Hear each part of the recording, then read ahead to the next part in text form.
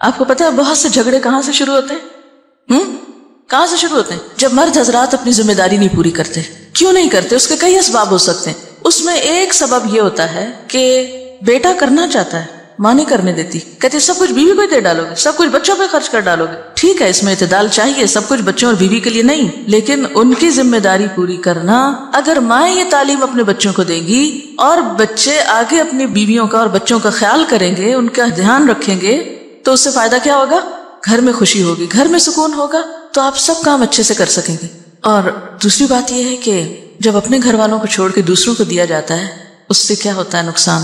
جو لے کے جاتے ہیں ان کے لیے دلوں میں نفرت اور عداوت پیدا ہوتی. مائیں یہ تو بیٹوں کو ضرور سکھاتی ہیں، دیکھو بہن ہے تمہاری، اس کو بھی دینا ہے، یہ بھانجے ہیں، یہ بھتیجے ہیں، یہ فلاں ہے، یہ فلاں ہے، سب کو دینا. نہیں سکھاتے تو کیا نہیں سکھاتے؟ بیوی کو بھی دینا. بیوی کا اگر وہ شوہر دل جیتیں گے تو کس کو فائدہ ہوگا؟ بالکل مدر ان لا کو ہی فائدہ ہوگا. لیکن اس کا یہ مطلب نہیں کہ بیویاں پھر واحد وارث بننا چاہیں سارے مال کی. دیکھیے مرد حضرات عام طور پر ان معاملات میں بیوی پہ بہت انحصار کرتے ہیں. وہ کہتے ہیں جدھر تم چاہو دے دو. اکثریت کو میں نے یہ دیکھا ہے، جو چاہو کرو. اب عورت کے ہاتھ میں ایک چیز آ گئی، اب ایک اور آزمائش، ہر نعمت آزمائش. اب اس پہ کیا فرض عائد ہوتا ہے کہ وہ سارا کچھ چھپا کے اپنے پاس ہی نہ رکھ لے. پھر اگین جب بہو پہ بات آتی ہے تو بہو اور بیٹی کے یا نند بھاوج کے آپس میں تعلقات ہی خراب ہوتے ہیں. مثلا شوہر نے کچھ دیا، بہن کو نہیں دکھانا، چھپانا ہے، ساس سے بھی چھپانا ہے، اس سے بھی چھپانا ہے، اس سے بھی چھپانا ہے. اس کے کوئی وجوہات ہو سکتے ہیں، لیکن ان مسائل کو کم کرنے کے لیے اصل جو چیز چاہیے وہ دلوں کا بڑا ہونا ہے. جو لے جاتا ہے لے جائے، میرا حصہ کوئی بھی نہیں لے جا سکتا.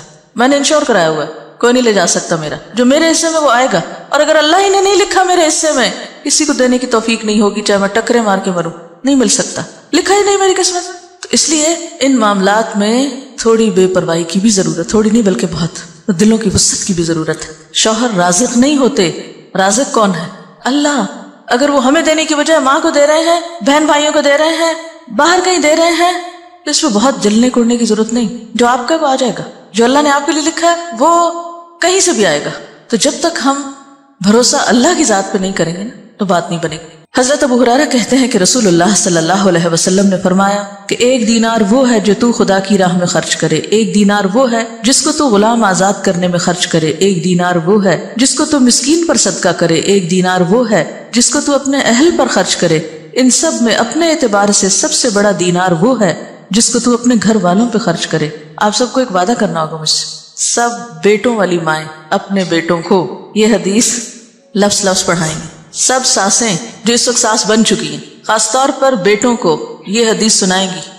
یہ قرض ہے آپ پر. یاد رکھیے کوئی بھی اصلاح ہو نہیں سکتی جب تک کہ دونوں طرف سے دل نہ بڑا کیا جائے، دونوں فرائض ادا کرنے میں نہ لگ جائے. اگر دونوں حقوق مانگنے میں لگ گئے تو مسئلہ خراب ہوگا. تو یہاں پر آپ دیکھیے کہ خیر کے کاموں میں خرچ کرنے کا بھی اجر بتایا گیا، لیکن اس کے ساتھ ساتھ اہل و عیال پہ خرچ کرنا بھی باعث اجر و ثواب ہے. اور ذمہ داری میں نے آپ پہ امانت ڈال دی ہے، بیٹوں کو یہ حدیث سنانی ضرور ہے اپنی زبان سے.